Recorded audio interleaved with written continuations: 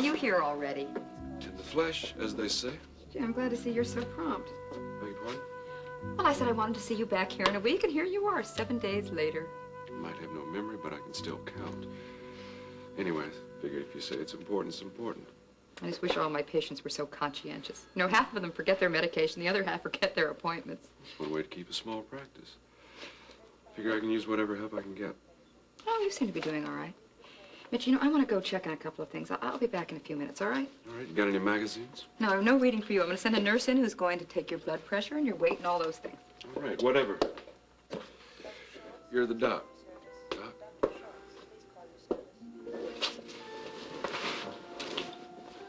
Mitch. Mitchell Blake? That's me.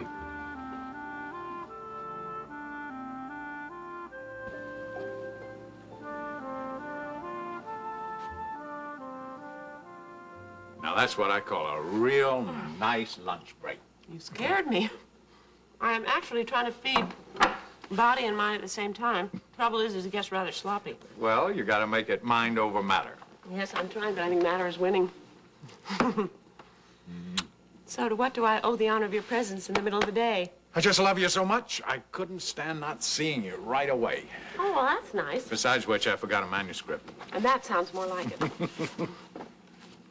Since you're here, can I fix you something? No, thank you, darling. Are you sure I could do it real fast? Cup of coffee? Okay. Good. That probably explains it. Explains it? Explains what? Our changing perceptions. We're always in a rush. Instant food, instant art. That's probably what the current artists are trying to combat. What on earth are you talking about? This. Looks to me like a mound of pigment deep in the desert. Yes, but it's beautiful, don't you think? Beautiful. Beautiful. But what's it doing out in the desert?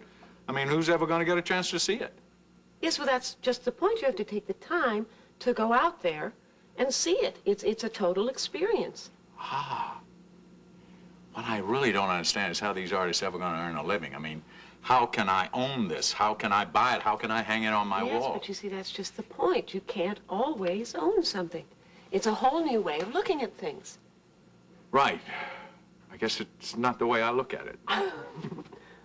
Anyway, I've got to talk to you about something serious. Something serious? Very serious. I think we have to have a talk with Mitch about my adopting Matthew. The more I think about it, the more sure I am that it's the only solution. Well, Mitch came over here early this morning. I did discuss it with him. Mitch was here?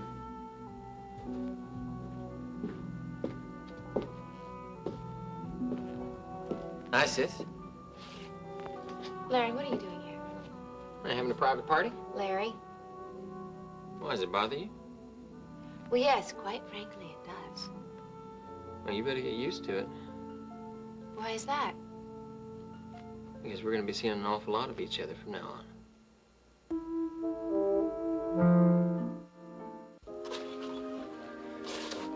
You're new? Not exactly. Though I have been away for a while. Vacation? No, I was living in Chicago. So you're back in the neighborhood. What brings you back? Family. Roots run deep. Blood runs thick. I didn't think I'd seen you before. That's really pretty observant of you, considering the number of nurses working in this hospital. Must be the eagle eye. I figure it's either being bored or watching the nurses go by. It's better than counting sheep. So that's what you consider as entertainment? No. Don't get me wrong. I'm very aware of how hard you angels of mercy work. Must be a thankless task. Oh, no. In fact, you'd be surprised at how rewarding it is, Mr. Blake. Mitch. Pardon? Mitch Blake. Oh. And your name? A-Frame? Alice. I think I know that name. It's not that common, is it? No, it isn't. Do you know Jamie Frame? Indirectly. Relative? I guess you could say that. Jamie's my husband's son. And Jamie's father's in Bay City? He died quite some time ago. I'm sorry. Trust me to put my foot in it. I'm not one for subtleties. No, I disagree. A lot of people in Bay City ask me about Jamie when they hear my name. I don't see him too often, though. Did you hear about what happened to him? At the docks? Yes, I did. I was at the Matthews home when Russ had to come in. I heard it could have been rather bad for him if it hadn't been for some other guy that was with him. Yes, the other man got what fate had intended for Jamie, I'm afraid. Is it bad? Severe concussion. He's not going to be up and around for a while. Well, I'm sorry to hear that, but I would imagine Jamie's thanking his lucky stars. Well, Jamie's always been a lucky one. He had a guardian angel from the start, being raised by the Corys like he was.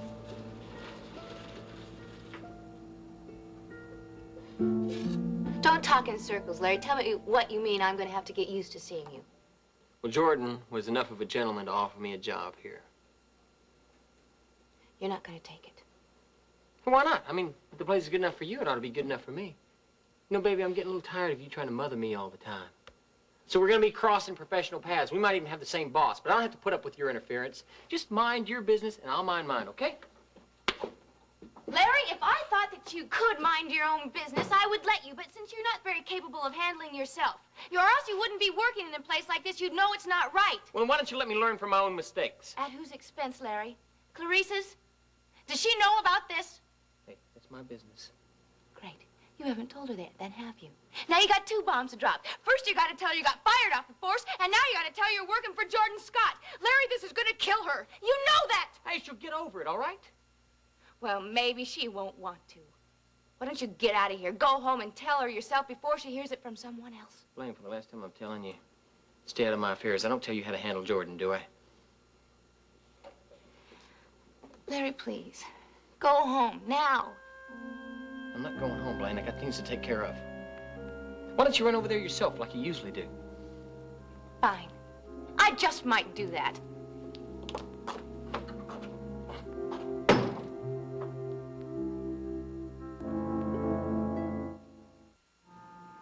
Mitch was here today? Yes? Does that bother you? No, of course not. Darling, we told him he was welcome over here whenever he wanted to see Matthew. Yes, of course. So you talked to him about my adopting Matthew? Yes? I thought it was important to you. So what did he say? Nothing much. Well, I mean, his general attitude, what was it? Negative. How negative? He doesn't go along with it. I don't see why he'd have that kind of reaction. Well, I think it's a very natural reaction, Mac.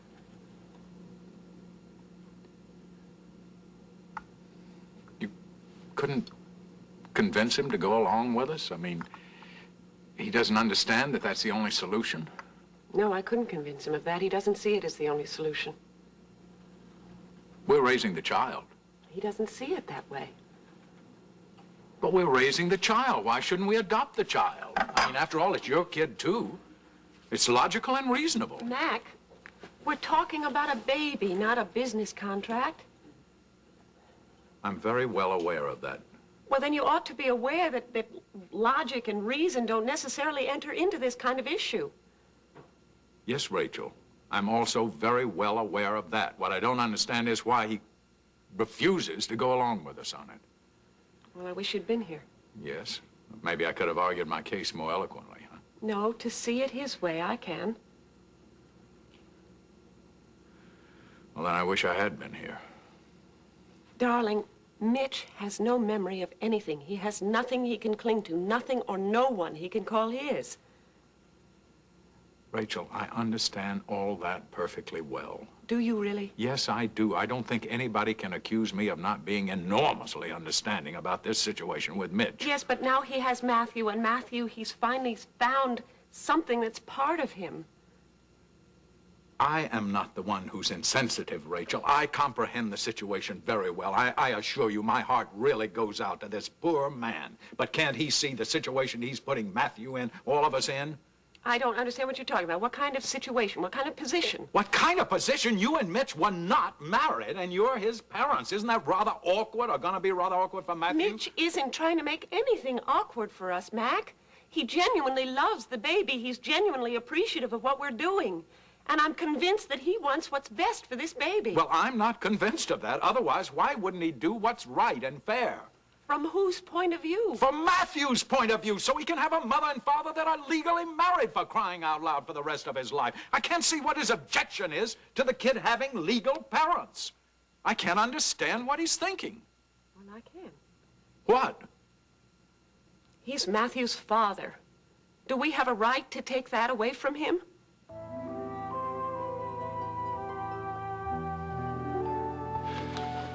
Okay, Doc, so what's the news? Oh, you're doing just fine. As a matter of fact, you're perfect. Perfect. It's high praise. Physically. So what's the catch? Well, I'd like to switch to another part of your anatomy. Easy now.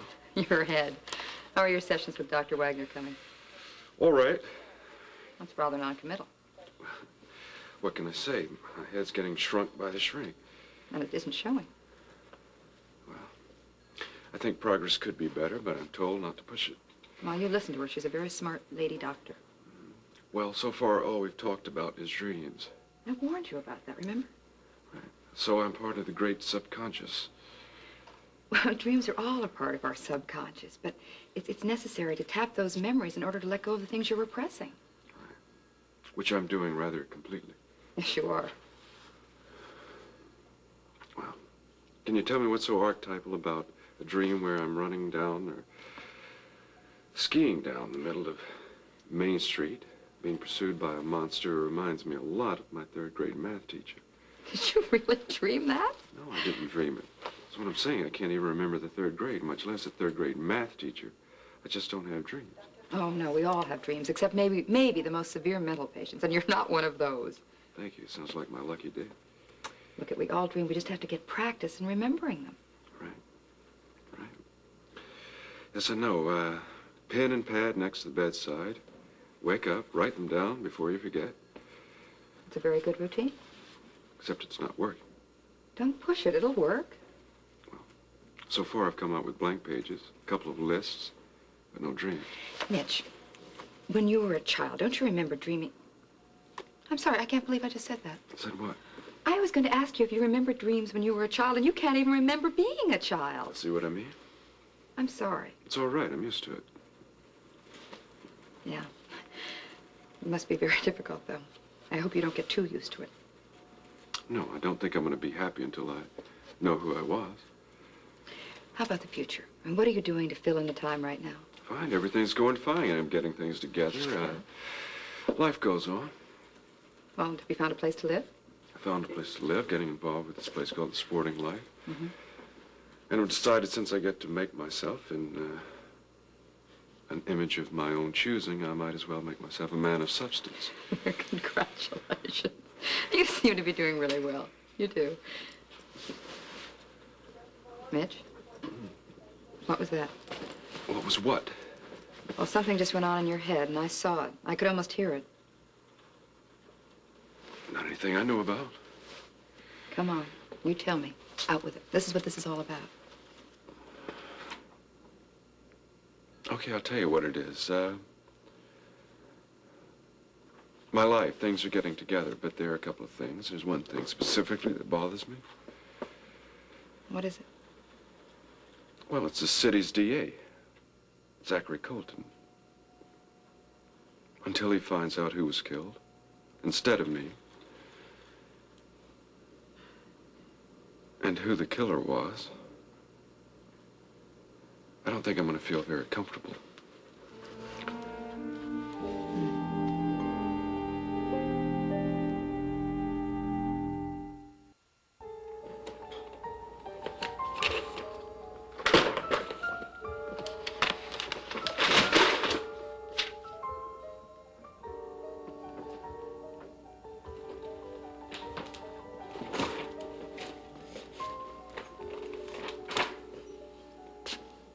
Jamie.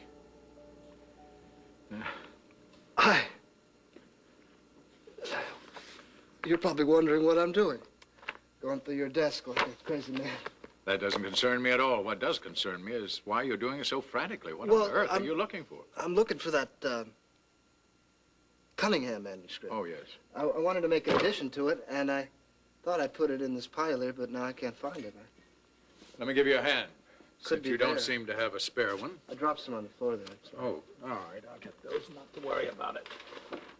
It must be very awkward for you having that arm in a sling. Well, you might say it's cramping my style just a little bit.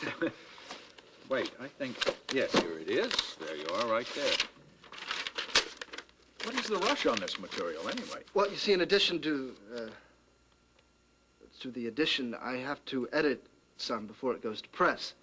I wanted to do it earlier, but then something came up. So how are you going to have time to do that when you're going away? Oh, simple. I'll just take it with me. Give me time to kill on the plane. I thought I told you I wanted you to take it easy, take a bit of a vacation on this trip. Well, Mac, I don't mind this sort of work. It, sort of like reading for pleasure, anyway. You're pushing yourself too hard. No one expects a superhuman effort of you, Jamie. Oh, I know, but there's just so much that I have to get done. Mac, I want to do it. I don't want to delegate every single responsibility. I understand that. Tell me, how are you feeling? I mean, really feeling. It only hurts when I laugh. I'm not talking about what happened down at the dock. I mean you. How are you feeling inside? I'm fine. You know, I'm a little tired, naturally, but otherwise I'm okay. Are you getting enough sleep? Well, sometimes at the wrong moments. What does that mean? Well, some nights I fall asleep in the middle of a manuscript, which isn't too fair on the author, you know, reading his work like that. It isn't fair to yourself either. That kind of sleep isn't sufficient for anyone, Jamie. I know. In fact, I was thinking of asking Russ to prescribe some more sleeping pills so I could at least get a little rest on my trip. Good idea. Mind you, that's the whole point of this trip, really. To give you time to relax and to unwind. I don't think that's going to happen too well if you cart along a dozen manuscripts, you know. Who said anything about a dozen? I'll bring 2 dozen, maybe. You don't fool me. I'll bet your briefcase is crammed with them right now. No, to be honest, I really do enjoy reading them, Mac. I know you do. That's why you're a good publisher. But there's a time and place for everything, and that's... I'm sorry. I didn't know you were busy. I can come back. Hi, Cecile. It's all right. What do you need? Just your decision on this author's deal. Sure. Well, I'd better be getting back to my work. Cecile, I'll call you a little later about dinner. Well, you can try, but I'm not sure that I'll be in.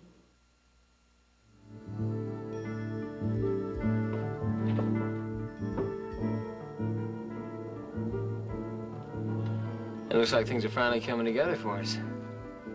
Yeah, I had a phone call this morning. Mm-hmm. I figure we're locked in on this one. Oh, yeah. Yeah, it's definite, all right. The way I see it, stage is set, and all we got to do now is wait for the audience to take their seats. Then we can start the show. What? Yeah, okay. I'll keep in touch. See ya.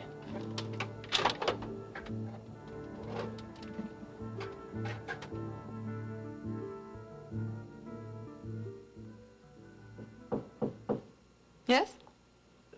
Dr. Delaney. My name is Zachary Colton. I'm a district attorney here in Bay City. Oh, I know who you are. Come on in. Can I help you? Thank you. Yeah, I certainly hope so. In fact, you might even say I'm counting on it. My word, that sounds serious, or at least important. Maybe both. I'd like for you to clear up a couple points for me, if you could. Do I need my lawyer here to protect me? No, I don't think you need to worry about that. This doesn't affect you directly. Well, why don't you sit down and tell me who it does affect directly? Thank you.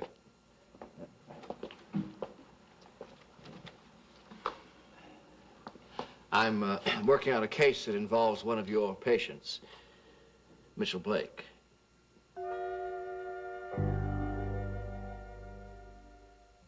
I don't see why you're so hot under the collar. Then you must be blind. But I'm not. I had the driver take the scenic route on the way over here, down by the waterfront. And it doesn't require 20/20 vision to see that the Cory Holloway project is once again operational. I took the steps you suggested, Jess. It's just that the plans went a little haywire. What happened? Everything was on schedule, and then some fool looked up at the wrong moment, and he pushed the frame kit out of the way. That's just terrific. So frame's okay. Yeah, I'm afraid so. Just a sprained arm and a few bruises. Let's hear the rest of it. Come on, Jordan. What's happening? Nothing. No repercussions? Well, the cops are investigating, but they won't find anything. I would hope not.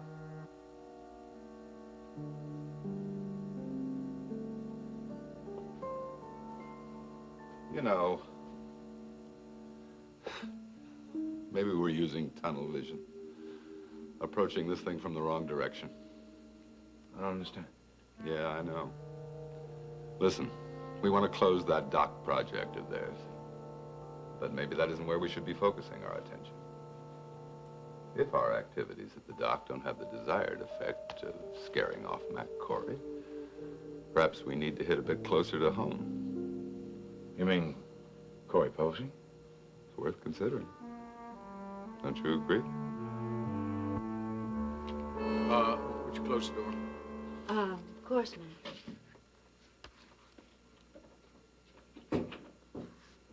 Thank you. Please sit down.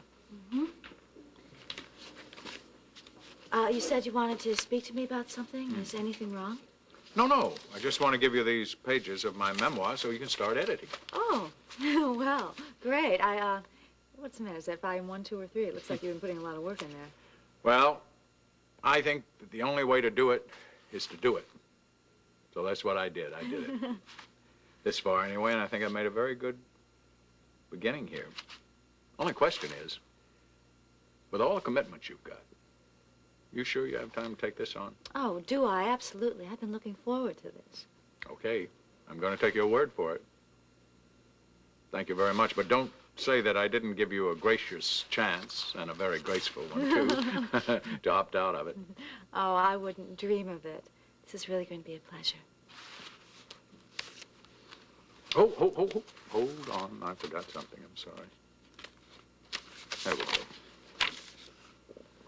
Well, don't you want me to edit the whole thing? No, I think this is one chapter that I'm going to take care of myself. Oh, well, you know, if you decide that you want me to take a look at it, you know, for continuity of style and the whole thing, I'd be only too happy to. Thank you very much. But no, I don't think I want anyone to see this one just yet. Okay. Whatever you wish. Oh, that's not all I want to talk to you about. Oh, of course. Look, this isn't actually business. In fact, it's none of my business. But I couldn't help noticing earlier the coolness between you and Jamie.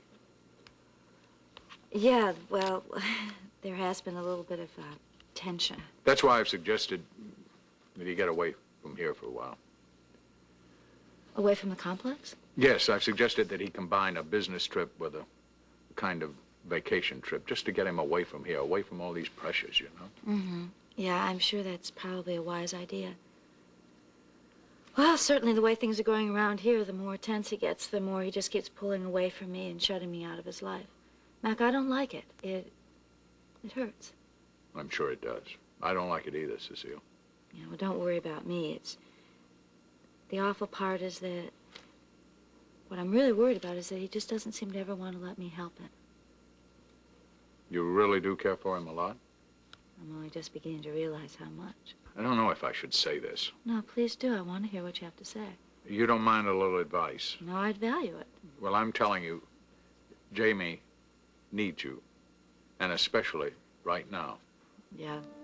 Well, I'd like to think that. I know he does. So just don't let him shut you off. Well, what can I do if that's what he wants? But I don't think he does. Not deep down. You go to him. Do you think that he'd let me? If you really care for him, I do. Well, then, don't give him a choice. Mitch Blake. Yes, that's right. Now, I realize that doctors' files are privileged information, and I wouldn't ask you to betray anything that might be considered confidential, however. Oh, you needn't worry about that. I'm not about to violate my professional ethics. No, of course not. But you wouldn't mind answering a few general questions for me? I'll try. Well, that's all I can ask. Mr. Colton, can we get on with this? I mean, we've been polite enough, and I have some patients I want to see. Sure. I wouldn't want to keep you from your patients. Well, my first question now is really very simple. Does Mr. Blake really have amnesia? Of course he has amnesia. How can you question that?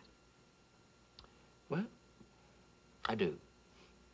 Well, I mean, it doesn't take a doctor or a genius after talking with him for 5 minutes to realize that man has no recollection at all of his past life.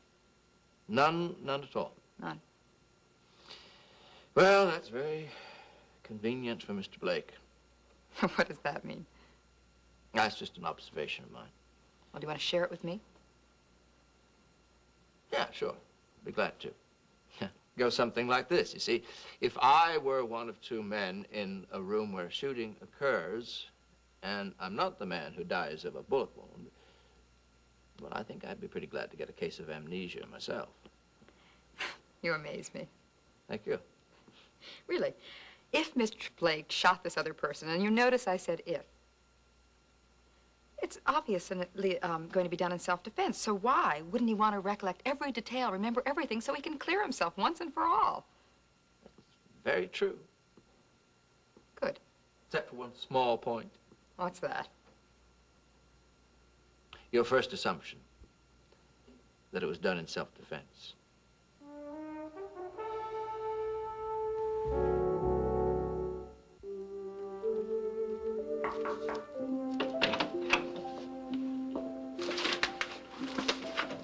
Mac? Mitch. Forgive me, you caught me a little off guard. I'm rather surprised to see you here. Please, come in. I wanted to talk to you. Certainly. And I thought this would be as good a place as any. Of course. Please sit down. May I pour you some coffee? No, thank you. Well, what's on your mind? Matthew, I understand that you want to adopt him. I know that I'm not his blood father, of course. But Rachel is his mother, and we had been married several months when Matthew was born. Now we're going to raise the child. Just seems to me, in his best interest, if I were considered as his father, in a legal way, I mean. Make him sound like a document. He's a human being with as many rights as you and I have. Well, I'm just trying to keep Matthew's best interest in mind. Well, are you suggesting that I don't have his best interest in mind? Yes, I'm not sure that you have his interest. He's my own flesh and blood. You'd be asking me to sign away the most treasured relationship a man could have with his son. And perhaps it's true. I can't provide the perfect or the best environment for him. But that doesn't mean that I love him any less. I've held him. I know the feelings of a father for his son. Certainly you don't expect me to just throw that to the wind because of a legality, especially when he's all that I have at this point. But no one's asked you to throw Matthew to the wind or give him up, or give him away. You're free to visit him any time. And just return him when I'm through? Is that it, like a library book? But Mitch, that was your decision. Nobody forced you to make that decision. You decided that you would let his mother and me raise him. I don't have any desire to exclude you from the boy's life. You're his natural father. I can't see why it's necessary to dissolve my one and only claim legally to my son. Look, I feel like we're a couple of kids arguing over a toy or something here, and I don't like in talking about Matthew that way. But there's a principle involved here. Admittedly, I'm not sure exactly where it is, but I do know that something inside of me is telling me, don't let me go through with this. I know it's going to be a long time before he ever comes to understand the complexities of all this. But I don't think that he has to be hurt by the truth. I want him growing up accepting me. I don't want him pretending that I don't exist, that I'm an embarrassment for him. I don't know why you should think that. Because you're asking me just to sign him away. And I can't do that.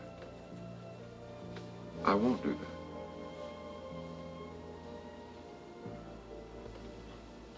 that. I don't know. It's all so tangled up. I don't understand any of it. I know, honey. I don't understand it either. I don't know what's going on with Larry. Maybe he's going through a 30-year-old crisis or something. I know. He gets fired and he doesn't even tell me. I had to find it out secondhand. What does he think I am? His housekeeper? I'm his wife. Clarice, I know. Please, just calm down, will you? So we can just talk this out, okay? I've been thinking about it all day, and you're the first person I've seen. That's why I'm just... I know. You gotta get it off your chest. Listen, I feel pretty sensitive about it, too. I feel like it's my fault that Larry got involved with Jordan in the first place. No, don't say that. Larry walked into this thing with his eyes open, and that's what's so scary. He changed his mind about Jordan overnight. One minute he was evil, and the next minute he's Mr. Nice Guy. I'm afraid there's a little bit more to it than that. Well, what? You know, it's about the phone call that Larry got from Jordan this morning. Yeah? Jordan wanted Larry to come into his office, and Larry did, and Jordan offered him a job in the arena.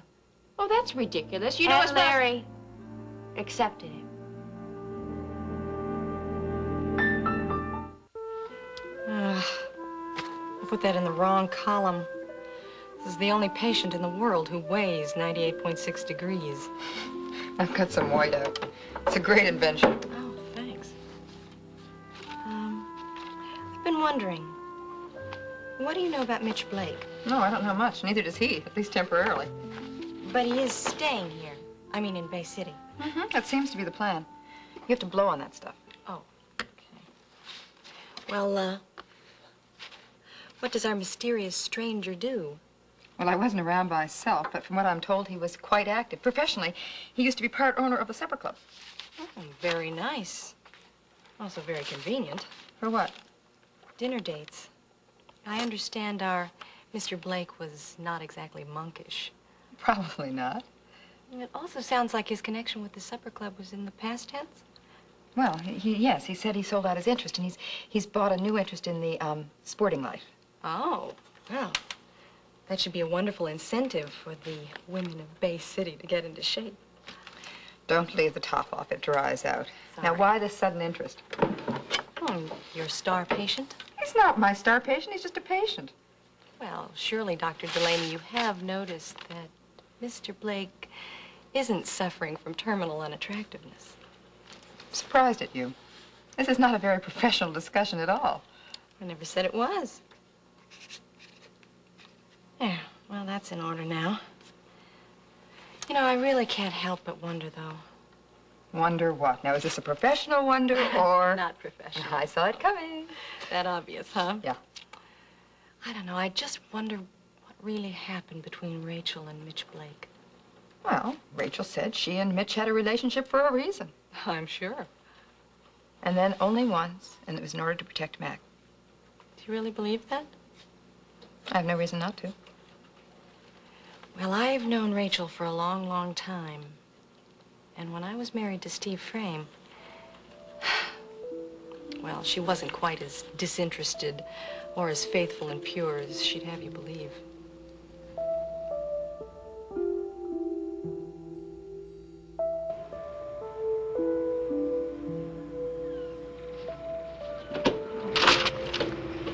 Jimmy. Oh, Cecile. I hope you don't mind that I came over like this. How'd you know that I was down here? You ought to know me by now. If I need to find out something, I do. You gotta do me a favor. Don't tell Mac that you saw me down here, that I came down here. Oh, Jamie, come on now. He's worried about you. He thinks you're working yourself too much. What do you think? I think that I should learn to be a little bit more understanding. Hey, you know, I tried to explain to you about the other night, but you wouldn't listen. I know. It's just that I wanted you to come home with me. Home to our little place. I know you did. And, well, maybe I should have. It's just that, you know, I was really out of it, honey. I got this arm. My mother was very upset. I know. It doesn't matter. Doesn't matter. No, I think it does. I mean, you have to know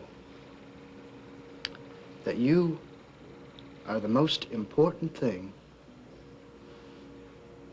in my life right now. Do you really mean that? Well, I wouldn't say it if I didn't. It's just that, well, so much has been going on. And I just haven't had time to be for you what you seem to need. Look, I don't want you to be anything but just the way you are. That's how I love you. Yeah, right. Tired, short-tempered, little dark circles around the eyes. I've never noticed anything wrong with your eyes. I'm sorry. No. You don't have anything to be sorry for. I'm the one who overreacted, as usual. I'm the one who should be apologizing. Look, I want to promise you something. I don't want you to make any promises. But I want to, Jamie. I promise you that from now on, I'm never going to put you in a situation where you're ever going to have to choose between your family, your mother, and me again. You know what? What? Oh, I don't know. I'm just beginning to realize something. What? How much I love you. How much I really love you. And you know, when Mac and I were out looking for Mom, Mac and I had a lot of time to talk on that train. About me? Well, among other things.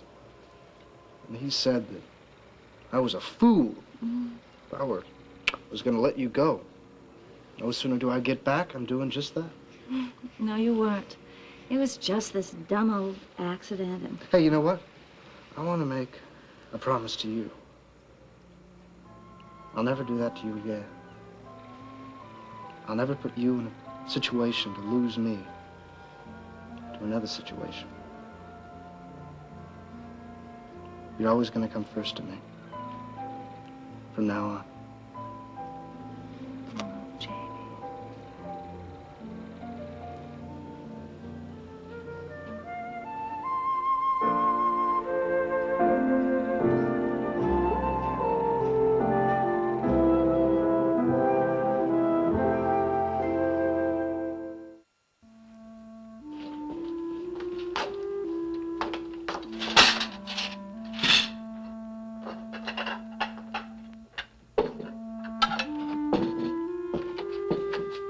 Hi, honey. How could you do that? What? Get away from me. Hey, there's nothing to get steamed up about. What are you mad about? You must think that I'm pretty stupid if you don't think I've caught on. Oh. I get it. You must have had a visit from my darling sister, right? That's right. She was decent enough to come over and tell me what's going on. Which was better than what you did. Then I don't have to repeat the news then, do I? Is that how you're going to look at it? She just told me what everybody else knows. Yeah? So, you have something to say? Seems like it's all been said. So it's really true? You're going to take this job from Jordan Scott? I didn't have any choice, honey. Well, what does that mean? Did he put a gun to you and force you to accept? Look, I'm an ex-cop. I'm not qualified to do anything else. I have to take whatever comes along. Honey, you haven't even looked for anything. You could get something soon enough. You just have to look. I've already accepted it. Okay, well, just tell him that you changed your mind. No, I'm not going to do that. Look, I committed myself to work with Jordan Scott at the arena, and I'm going to do just that, whether you like it or not. Baby, I am not asking for your approval on this matter. It's all settled? can't go along with you on this, Larry. You're gonna have to make a choice. So, now you're handing out ultimatums? That's right. It looks like it's a matter of survival, and I can't survive with you as your wife if you work for Jordan. You're gonna have to decide between us. Jordan or me.